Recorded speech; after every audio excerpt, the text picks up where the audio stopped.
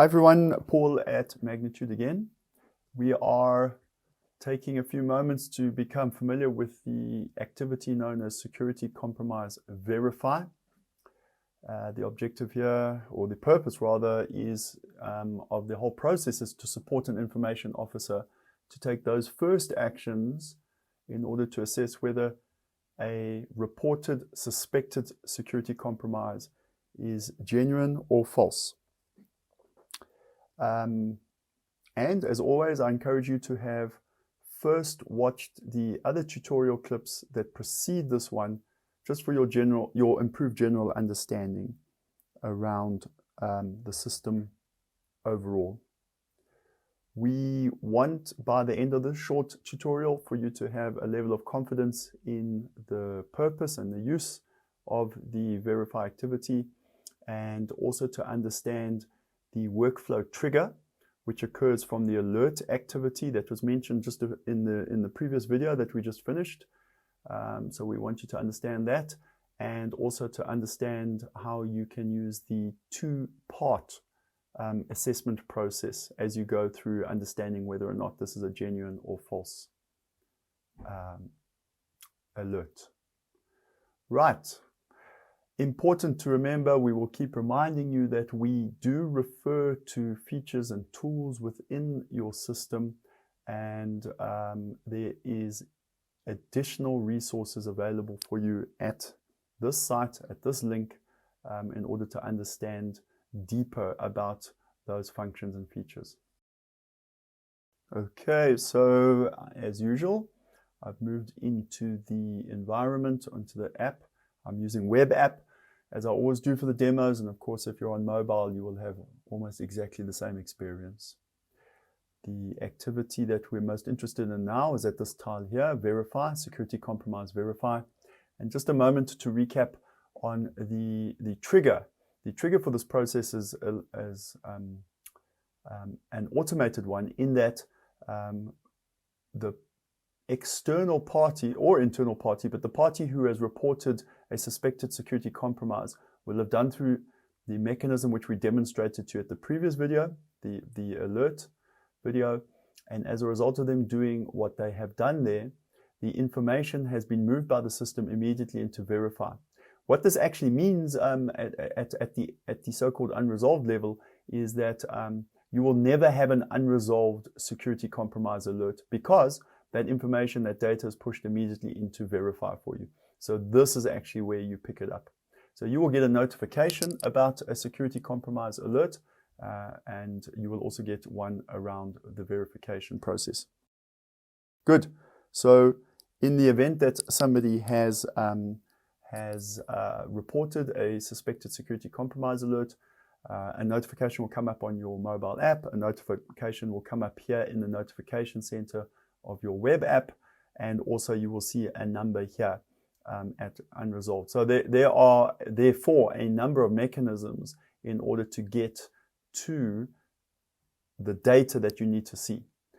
I could tap the tile. So at the pulse page, it's also possible to see that we have one unresolved item, and that's the route I'm going to take at this point. So I click here at unresolved, and this takes me immediately to the data which has been reported as a suspected security compromise alert.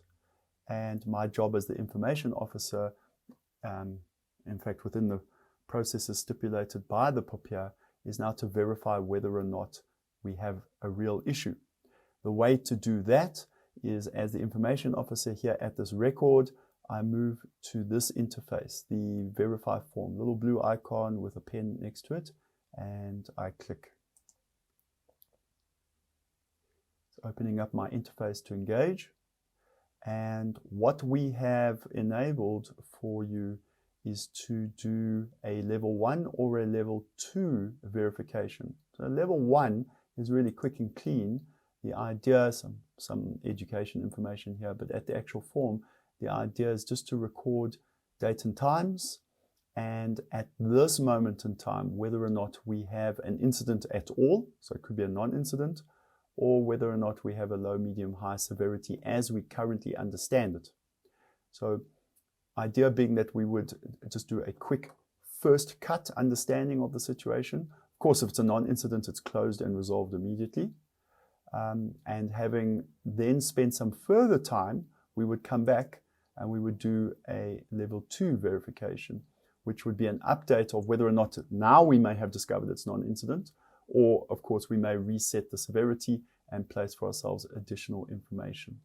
So it's a potentially two-step process. It's a one-step process if we make the decision it's a non-incident, and it's very likely a two-step process if at first we give it a severity ranking, and then subsequently after further investigation we come back and we make more information about it, or now decide it is a non-incident. So for demonstration purposes, let me just present that it's a level 1. I'm at my level 1 verification. I will select a date and time of discovery. Happens to be today at 8:50, and perhaps the incident occurred by our investigation yesterday.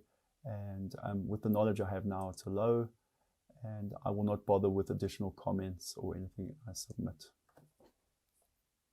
Having submitted, I come back into the POPIacheck system, to the record section, I should mean, and here you can see here's the compromise reported, suspected compromise reported, and here's, as an information officer, my first verification at a level 1.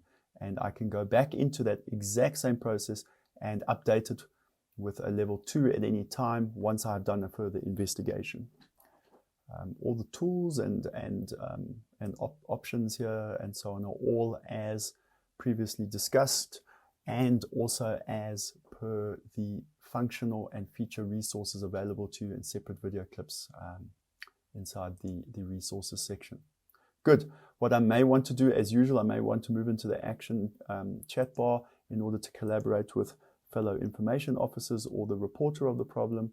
And you will have seen this already in some of the other video clips. I select the person with whom I want to engage, and I start to type, and there are other tools available. Please refer to the relevant resource at our website.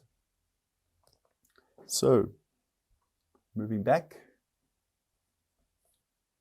and back to the home page, activities page, we have completed with the tutorial work for this verification activity. And now to wrap, what have we achieved within the clip? You should have a good understanding of the purpose of the verify activity now, and understanding how the automated workflow triggers between the alert activity and the verify activity, how you can engage in a verification process with two parts, a quick cut and then an update, and as is quite usual, a reminder on the action chat bar for collaboration. Next tutorial in our sequence is really the meat and potatoes, potentially or arguably, let's say, of an information officer's job, and that is response to a security compromise. And we'll see you there.